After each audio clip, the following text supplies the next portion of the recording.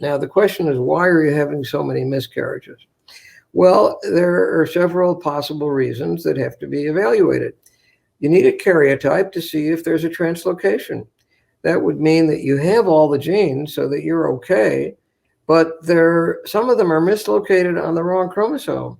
And so when the chromosomes try to get together, like with your husband's sperm, then it's possible that you would have a chromosome like chromosomes that have too many or too few, usually too many, a particular set of genes because of that translocation of one portion of the chromosome to another portion.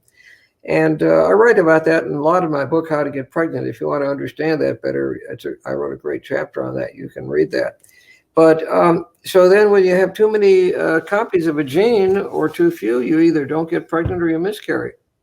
So we got to find out if you have a translocation. And if you do, then we can do IVF and do a genetic biopsy and diagnosis and just only transfer the embryos that don't have the unbalanced translocation. So we got to know if you have a translocation. If you have one, it'll be balanced because you're okay. But the fetus could have an unbalanced translocation, and that would cause the miscarriage.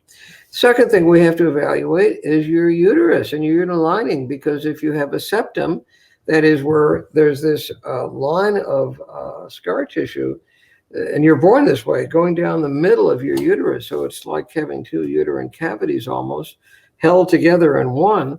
If you have that septum, well, that has to be fixed because the embryo isn't going to be able to implant properly and get the right nutrition on that septum tissue.